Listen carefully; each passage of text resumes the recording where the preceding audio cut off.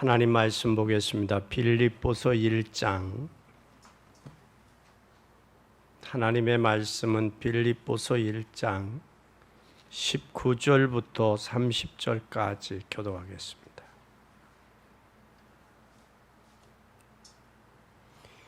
이것이 너희 간구와 예수 그리스도의 성령의 도우심으로 내 구원에 이르게 할 줄을 아는 고로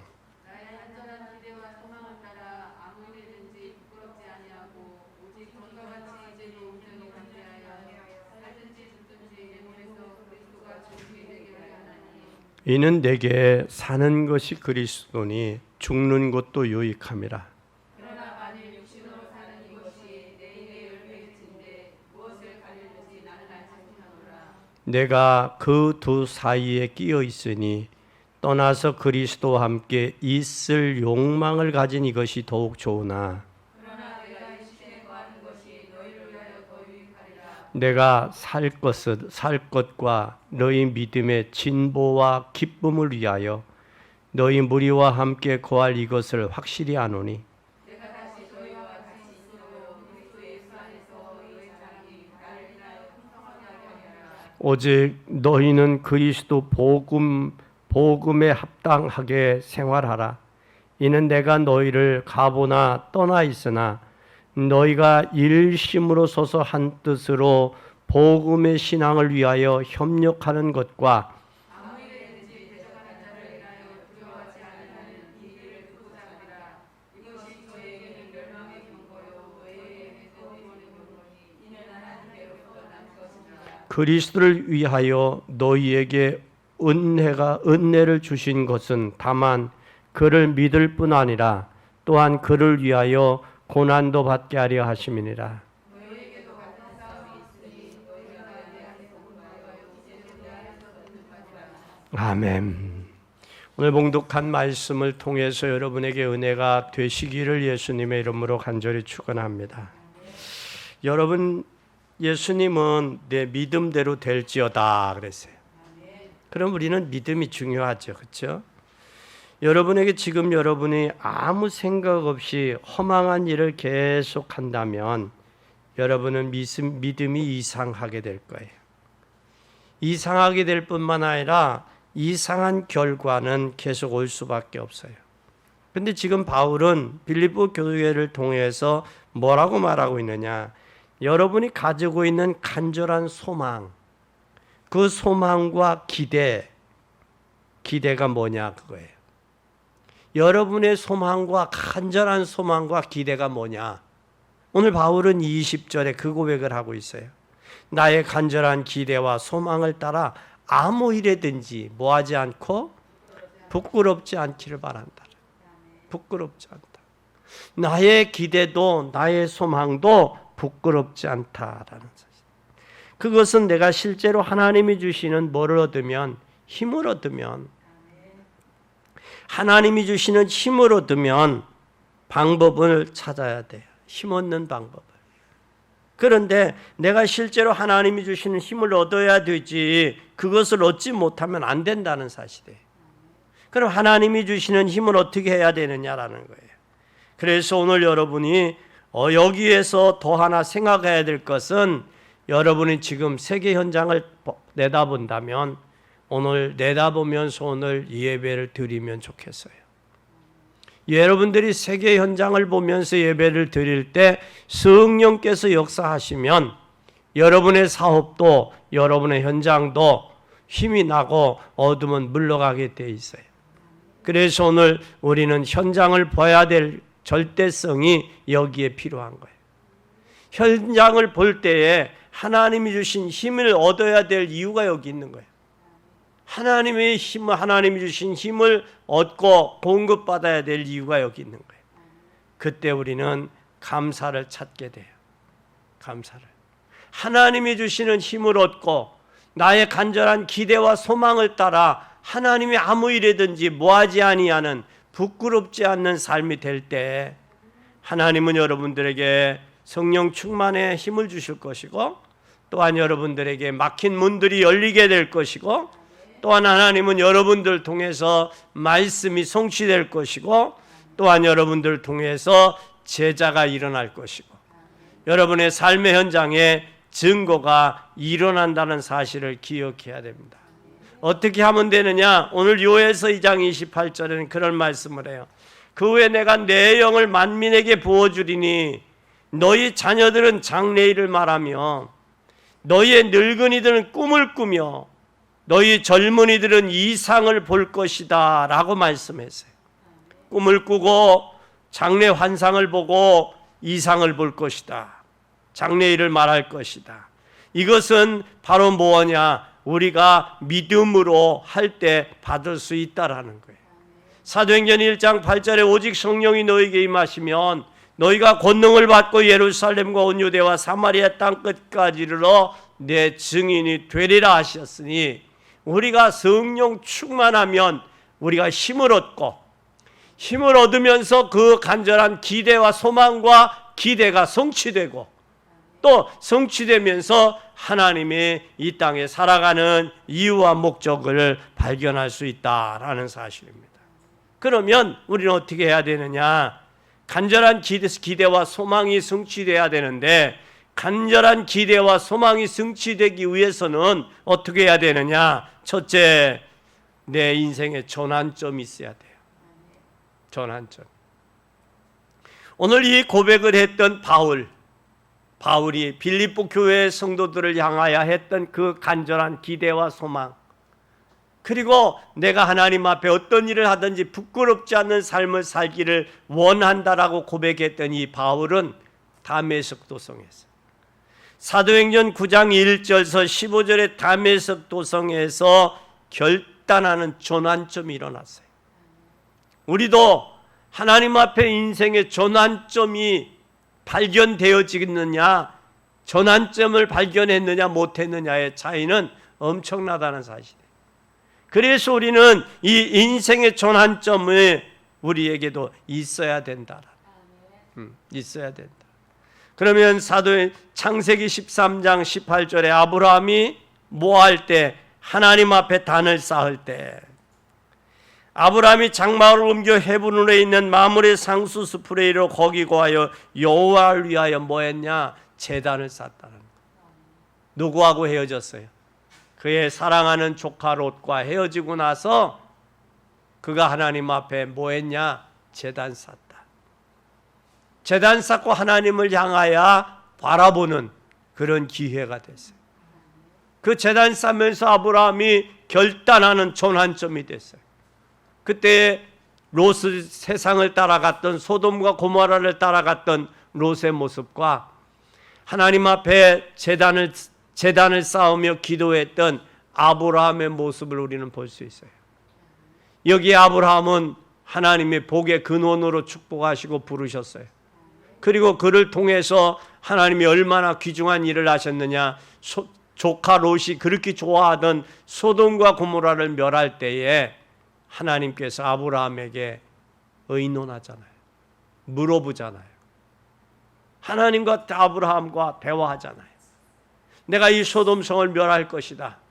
하나님 이 많은 사람들을 어떻게 멸하시렵니까? 의인 50만 있어도 40만 있어도 30만 있어도 하나님과 아브라함과 그러면 하나님이 하실 일을 아브라함에게 뭐 했어요? 말씀하셨어요. 알려줬다라는 사실이에요. 우리는 우리의 인생의 전환점이 있을 때 그 전환점 속에서 하나님이 여러분들에게 하시는 말씀이 있다라는 사실이에요. 내 개인의 믿음의 전환점을 찾았느냐 못 찾았느냐 이것도 무척 중요해요. 우리는 하나님의 자녀입니다. 하나님의 자녀이기 때문에 저와 여러분은 하나님의 자녀로서 결단할 수 있는 인생의 전환점이 있어야 된다. 우리는 사도행전 7장 1절에서 60절에 보면 스데반이라는 사람이 있어요. 집사님, 7 집사님 중에 초대교회 7 집사님 중에 스데반 집사님이 지금 유대인들에 의해서 돌에 맞아 죽습니다. 순교를 당합니다. 근데 그때에 그 돌에 맞아서 죽어도 좋으냐라는 증인을 쓰는데 그 증인이 바로 누구냐면 이 사울이라고 하는 유대의 청년. 이 청년인 사울이 자기의 친구인 스데반이 자기네들의 유대인들의 율법에 의하여 죽어도 좋다라고 뭐를 하느냐? 증거를, 증인을 서요. 그 증인 쓴 사울이 어떤 형태가 나느냐? 사도행전 8장 1절에서 3절에 보면 예수 믿는 사람을 잡으러 다녀요. 그 증인만 쓴 게 아니라. 사울을 죽인 스데반 집사님을 죽이는데 증인만 쓴 게 아니라 사도행전 8장에 보면 뭘 하느냐면 이 사울을 그 당시에 이 사마리아 성에 예수 믿는 사람을 잡으러 다녀요. 잡으러 다니는 그가 사도행전 19장에 뭘 하느냐? 19장 1절에서 15절에 보니까 이 사울이 다메섹에서 바울로 인생이 전환이 됩니다. 바울로 인생이 전환되면서 완전히 바울이 하나님 앞에 무릎을 꿇었어요. 무릎을 꿇고 하나님의 음성을 듣게 됩니다. 그런데 문제가 뭐냐? 위기가 왔어요. 위기가 왔고 죽음이 와도 괜찮다라는 이 바울의 오늘 고백을 한번 잘 들어보세요. 자기의 친구 스데반을 죽이는데 옳다라고 증인을 섰어요. 그리고 사마리아 성에 가서 예수 믿는 사람들을 전 대제사장에게 공문의 권한을 가지고 돌아다니면서 잡아다가 옥에 가두었어요. 그랬던 사울이 다메섹 도성에서 강한 빛을 보고 하나님의 음성을 듣게 됩니다. 그때 그가 핍박하던 입술이 복음 전하는 입술로, 그 핍박하러 다니던 그 입술이 복음 증거하는 입술로, 그리고 그 눈에 강한 빛을 봤던 그 빛이 비늘이 벗겨지면서 이제는 복음의 관점으로 모든 삶이 바꿔지는 거예요. 우리는 우리에게 이런 복음으로 인한 전환점이 없으면 변화가 없어요. 전환점이 있을 때 하나님이 역사하신다는 사실을 기억하고 믿는 여러분이 되시기를 바랍니다. 어둠이 빛을 이긴 적이 없습니다. 또 믿음이 언제든지 이겼지 믿음이 이긴다는 사실이에요. 오늘 우리는 다메섹 도성에서 이 사울 먼저 빛을 보고 그 다음에 하나님의 음성을 듣고 그가 식음을 전폐하고 기다렸을 때 하나님께서 아나니아를 보내사 아나니아에게 복음 증거하게 하십니다. 하나님께서 먼저 뭐 하시고 역사하시고 또 그 역사하신 그 이후에 하나님께서 하실 일들을 지시한다는 사실을 우리는 기억해야 돼요. 우리는 이런 전환점이 사도행전 2장의 초대교회의 성도들에게 이런 전환점이 있었던 것처럼 사울이 바울로 되는 전환점이 있었던 것처럼 저와 여러분도 이 전환점이 있어지기를 예수 그리스도의 이름으로 축원합니다. 오늘 1장 19절에서 30절에 보니까 뭐라고 말씀했느냐? 나의 간절한 소망과 기대가 있다. 바울은 여기에 간절한 기대와 소망이 뭐라고 그랬어요? 이것이 너희 간구와 예수 그리스도의 성령의 도우심으로 내 구원에 이르게 할 줄을 아는 거로 나의 간절한 기대와 소망을 따라 아무 일에든지 뭐하지 아니한다. 부끄럽지 아니하고 오직 전과 같이 이제도 온전히 담대하여 살든지 죽든지 내 몸에서 그리스도가 존귀되게 하려 한다 그랬어요. 존귀되게 하라. 살든지 죽든지. 오늘 여기에서 우리는 살든지 죽든지 내 몸에서 누구가 존귀해야 된다? 그리스도가 존귀해져야 됩니다. 이 정도가 되면 영적 문제는 다 떠난 사람이죠. 세상을 초월한 사람이죠. 에? 바울이 고백했듯이 살든지 죽든지 내 몸에서 그리스도만 존귀하게 여긴다. 아멘. 이 정도의 신앙이 되면 어떤 핍박도 어떤 고난도 어떤 환난도 이걸 넘길 수 없어요. 우리는 이런 전환점이 된 후에 이런 고백이 여러분들에게 기대와 소망에 따라 있어지기를 바랍니다. 21절에서 24절을 봐요. 여기에 사는 이유가 나와요. 왜 산다고 그랬어요? 21절부터 이제 내가 사는 것이 그리스도니 죽는 것도 유익함이라. 그러나 만일 육신대로 사는 것이 이것이며 이것이 내일의 열매일진데 무엇을 가리는지 나는 알지 못한다. 그러면서 23절에 내가 그 두 사이에 끼었으니 떠나서 그리스도와 함께 있을 욕망을 가진 이것이 더욱 좋으나 그러나 내가 육신에 거하는 것이 너희를 위하여 더 유익하다. 그 고백을 했어요. 이 고백은 사는 이유를 이야기했어요. 뭐의 유익을 위해서? 복음의 유익을 위해서. 또한 전도해야 될 이유가 없으면 죽는 것이 좋다 그랬어요. 죽는 것이. 그러면서 뭐라고 그랬느냐? 복음 전할 이유가 없으면 살겠다? 복음 전할 이유가 있어서 산다. 그래서 나는 두 틈바울 속에 끼어 있다. 그러나 나는 복음의 유익을 위해서 산다. 내가 복음을 전하는 것이 내가 유익하다. 우리는 어떻습니까? 복음을 받아놓고도 복음을 증거하지 않고 있잖아요. 우리는 복음 받은 자로서 복음을 증거해야 될 이유가 있는 거예요. 이유가 있는 거예요. 이 복음을 위해서 주님이 저와 여러분을 부르셨다라는 사실이에요. 이 사명을 감당하는 것이 주님의 기대요. 주님이 여러분에게 기대하는 거예요.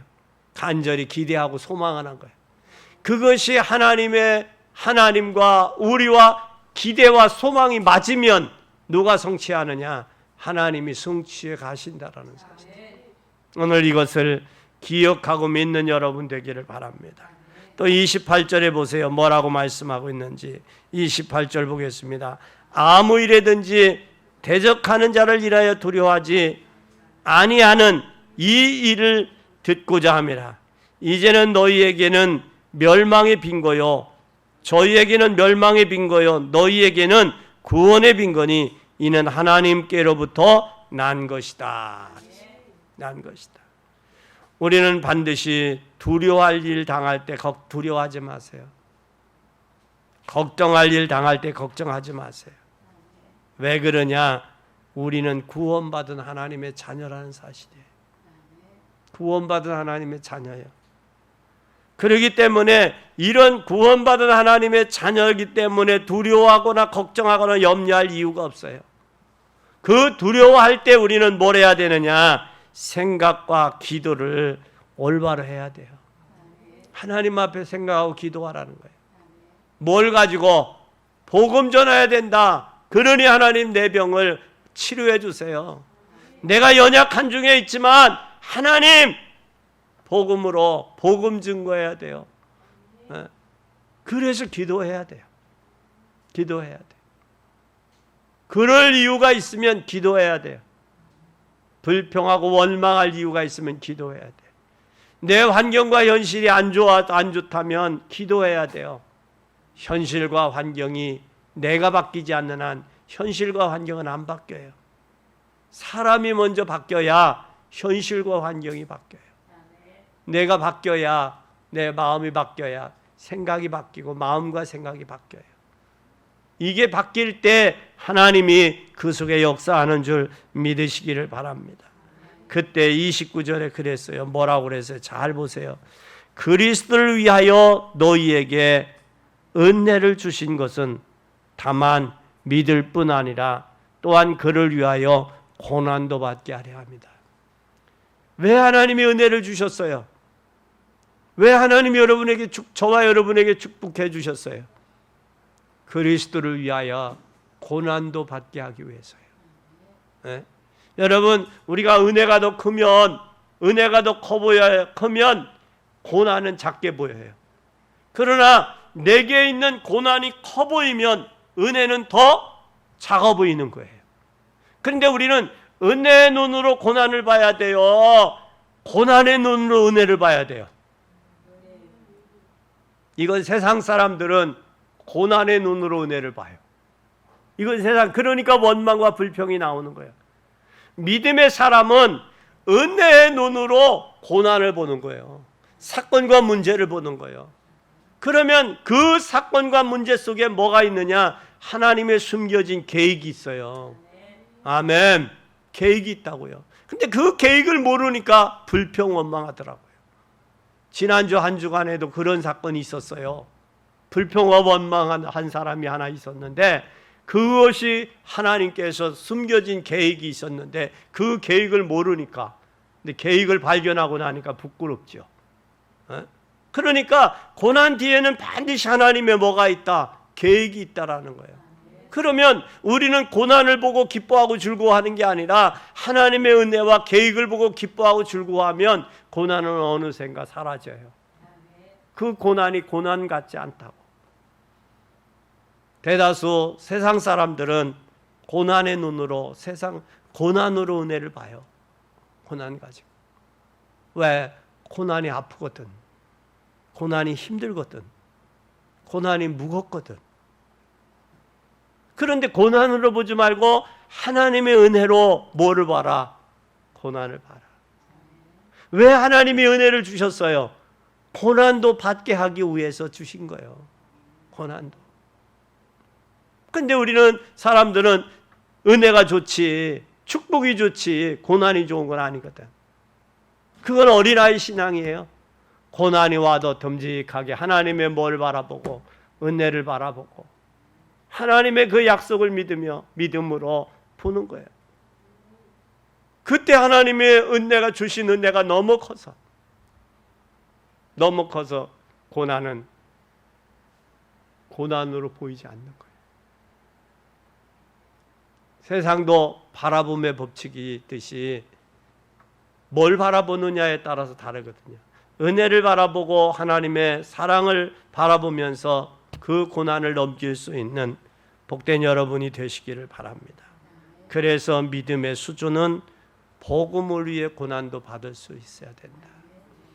세 번째, 우리는 로마서 16장 1절에서 27절에 보면 분명히 하나님의 계획이 있어요. 계획이. 저와 여러분을 부르신 하나님의 계획, 우리 교회를 향한 하나님의 계획이 있다고요. 이 계획을 발견할 때 뭐가 발견되느냐? 확신이 와요. 이 계획이 발견되어지면 확신이 와요.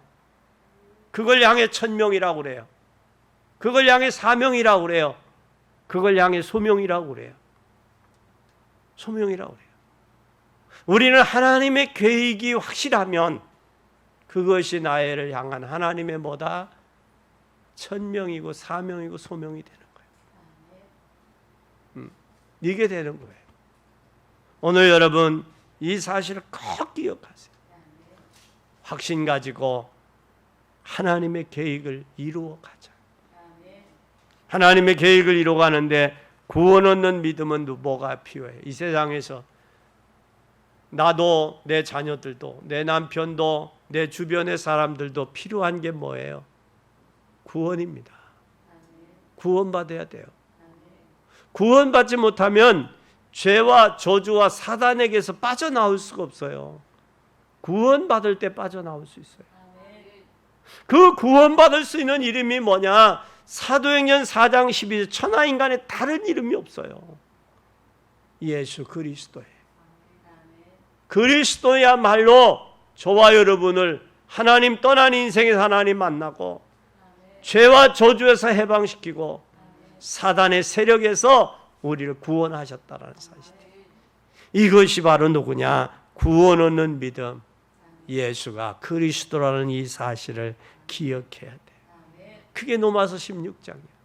그러면 구원받은 사람들의 모습을 한번 잘 보세요. 그들이 어떤 삶을 살았는지. 이면 계약을 가지고 보호자, 식주인, 동역자, 친척, 형제, 사랑하는 자 다 주님을 위해서 일했어요. 이 사람들이 어떤 사람들이냐? 구원 얻은 믿음을 가지고 복음의 확신 가지고 그 이면 계약 속에서 일한 사람들이 로마서 16장에 나와 있는 인물들이에요.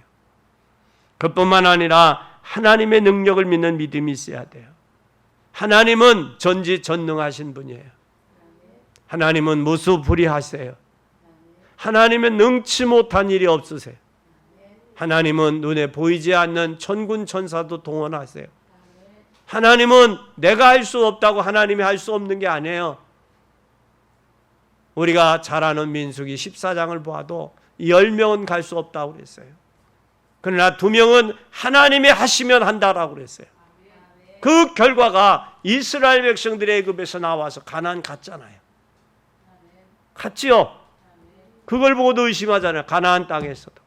광야에서도 그들이 범죄하고 의심하고 시험하고 원망하다가 결국은 가나안 땅 못 들어갔잖아요. 그것이 우리에게 그보다 더 정확한 증거가 어디 있느냐고. 그것도 성경에서 우리에게 말씀하고 있는데 우리는 성경에서 성경을 중심으로 하나님의 능력을 믿는 믿음이 필요하다는 사실을 우리가 기억해야 돼요. 이 말세는 고통의 때가 옵니다. 사람들이 자긍하고 교만합니다. 쾌락을 사랑합니다. 경건의 모양은 있으나 능력을 상실해서 겁대기 뿐입니다. 이런 시대 속에서 저와 여러분이 살아가고 있다는 사실이에요. 그렇다면 우리는 뭘 해야 되느냐? 로마서 16장에 그 사람들처럼 다운 믿음이 있어야 돼요. 중직자는 중직자다워야 돼요. 권사님은 권사님다운 믿음이 있어야 돼요. 목사는 목사다운 믿음이 있어야 되듯이 집사님은 집사님다운 믿음이 있어야 돼요. 우리 렘넌트는 렘넌트다운 믿음이 있어야 돼요. 평신도는 평신도다운 믿음이 있어야 돼요. 저 믿음이 없다라고 우리가 구박하고 믿음이 없다라고 돌리지 말고 저는 그러기 때문에 내 기도가 필요하구나. 그러기 때문에 내가 기도로 도와야 되겠구나.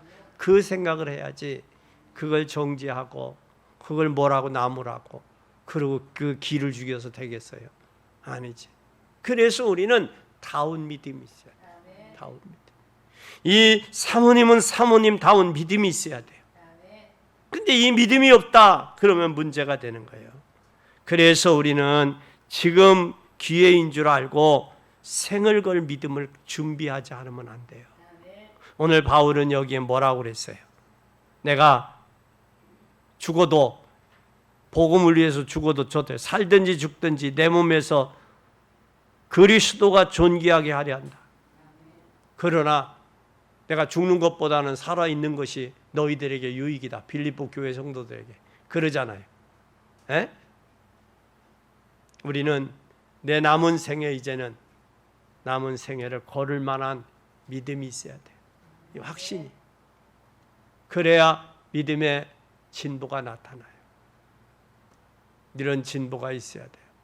여러분 2년 동안 3년 동안 얼마나 코로나로 인해서 많은 예배 제재를 받으면서도 우리가 예배를 지켜왔잖아요. 여전까지 세계 역사 가운데 이렇게 예배를 제재했던 때는 없었어요. 전쟁 때에도 예배를 드렸어요. 전쟁 때에도 기도했어요. 그런데 전쟁 시국도 아닌 시국에 교회를 그렇게 했어요. 그건 저들에게는 방역이라는 의무 가운데 잘했다고 했는지는 모르지만 그러나 하나님 앞에 엄청난 큰 예배를 방해하는 그 죄를 졌다라는 사실을 저들이 기억해야 돼요. 그래서 우리는 기억해야 됩니다. 생을 걸 만한 믿음을 가져라. 다니엘과 사드락 메삭 아벳노고 그들은 생을 걸 만한 믿음을 소유했기 때문에 그들이 승리했어요. 네. 죽으면 죽으리라는 그런 각오로 생을 걸었어요. 믿음을 가졌어요. 우리는 이러한 믿음이 저와 여러분의 것이 되기를 예수님의 이름으로 축원합니다. 결론입니다.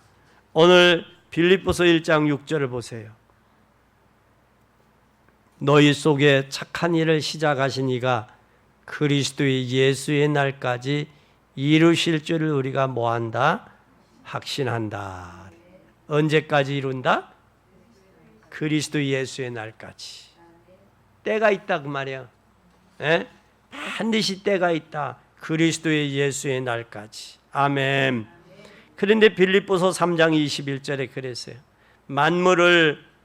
그는 만물을 자기에게 복종케 하실 수 있는 자의 역사로 우리의 낮은 몸을 자기의 영광의 몸의 형체와 같이 변케 하리라.